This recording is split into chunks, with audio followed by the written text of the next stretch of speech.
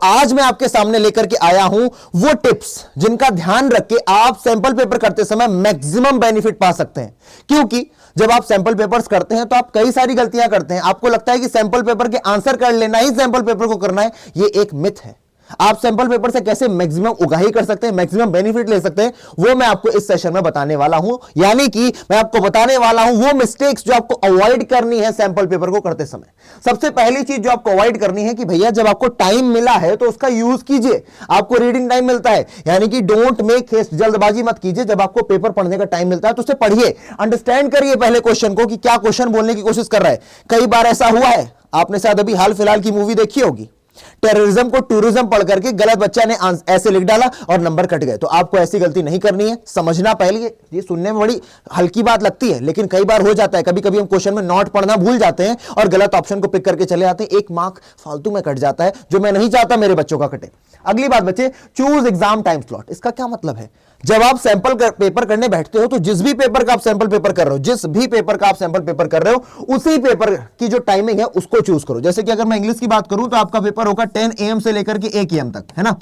या फिर ये मोस्ट प्रोबेबली हो जाएगा 10:30 से लेकर के 1:30 बजे तक। ठीक है, तो इसी टाइमिंग को आपको चूज करना है ताकि आपको उस समय आपका जो दिमाग है वो एक्टिव रहे, लेथार्जिक ना फील करे, आपको खाना ना, भूख ना लगे, आपको पेशाब ना लगे, दुनिया भर के काम ना करने पड़े। वो 3 घंटे आप पूरी तरीके से यूज कर पाओ। इसीलिए आप जब घर पर बैठे हो तो चूज करो वही एग्जाम टाइम का स्लॉट जब आप काम कर रहे हो। और इंपॉर्टेंट बात यह भी है, अच्छा एक और बात सुन लीजिए कि अभी बहुत ही जल्दी, यानी कि 4 फरवरी को जो संडे आने वाला है, मैं 11 बजे आप सभी के लिए लेके आना हूं प्रोज का कंप्लीट मैराथन। यानी कि अगर आपके प्रोज में एक भी चैप्टर छूटा हुआ है, मेरी जिम्मेदारी मेरे कंधों पर छोड़ दीजिए, सब क्लियर करवा दूंगा। Detailed explanation, important exercise based questions, important PYQs जो पिछले सालों पूछे गए, रिपीटेड पीवाईक्यूज, सब कुछ कराऊंगा। फ्री नोट्स आपको मिलेंगे। और मैंने अभी क्या बताया? मैंने आपको बताया कि आप लोग टाइम स्लॉट वही चूज करिए जिस टाइम स्लॉट पर आप पेपर देते हो, जिस टाइम से आपको पेपर देना पड़ेगा। और बड़ी इंपॉर्टेंट बात यह है बच्चे कि आप सैंपल पेपर को 1 गो में करने की कोशिश करें। क्यों? क्योंकि भैया टाइम मैनेजमेंट की बात आ जाती है। यहां पर क्या समझाना क्या चाहते हैं, समझाते हैं भैया। टाइम मैनेजमेंट की बात इस तरीके से आ जाती है कि अगर आप ये सोच रहे हो कि आपने सैंपल पेपर उठाया और करना शुरू किया, सारे क्वेश्चन पेपर कर लिया, लेकिन अगर आपने उसको करने में 4 घंटे लिया तो भैया आपने गलत तरीके से उसको किया है। जिस भी समय आप बैठे हो, पहले तो आपको 10 बजे ही बैठ जाना है या 10:30 बजे बैठ जाना है, और तब तक नहीं उठना है जब तक आप कर नहीं लेते हो। इससे आपको पता चलेगा कि कहीं आपका टाइम मैनेजमेंट गड़बड़ा तो नहीं रहा है, कहीं आप ज्यादा टाइम तो नहीं ले रहे हो। और अगर आप ज्यादा टाइम ले रहे हो तो आप उस चीज को कर्टेल कर पाओगे, आप समझ पाओगे कि ऐसा क्या करें, किस सेक्शन से शुरू करें कि मैं टाइम कम लूं। तो आपको भैया बीच में कुछ नहीं करना है, उठ करके कहीं जाना नहीं है, पता चला दोस्त का फोन आ गया, बात करने लगे, या कोई भी अदर एक्टिविटी नहीं करनी है। जब सैंपल पेपर करने बैठे तो पूरा का पूरा सैंपल पेपर किए बिना ना उठे। एक बात में बात खत्म करता हूं, आगे बढ़ते हैं। बेटा, make notes after completing each sample paper. क्यों? अरे भाई सैंपल पेपर कर ही क्यों रहे हैं? बोर्ड एग्जाम तो नहीं है ना। सैंपल पेपर कर ही इसलिए रहे ताकि उसमें जो गलतियां कर रहे हैं उस चीज को हम क्या कर सके, नोट डाउन कर सके।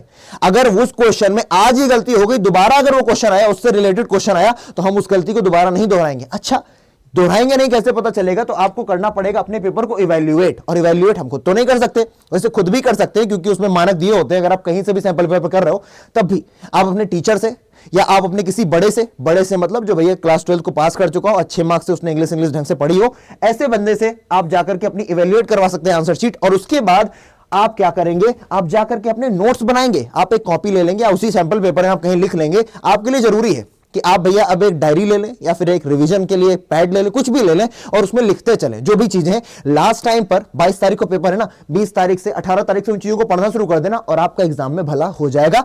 ये वो बातें हैं जो आपको ध्यान रखनी। और अगर आपको इंग्लिश में कोई समस्या है तो आप जानते हो कि आपके आदित्य भैया लेकर के आ चुके हैं 19 डेज 19 चैप्टर्स की मुहिम, जिसने पूरी की पूरी इंग्लिश की जो लिटरेचर है मैंने अपने कंधों पर उठा लिया। और मैं आपको वादा करता हूं कि आप बेस्ट ऑफ द बेस्ट करके आएंगे।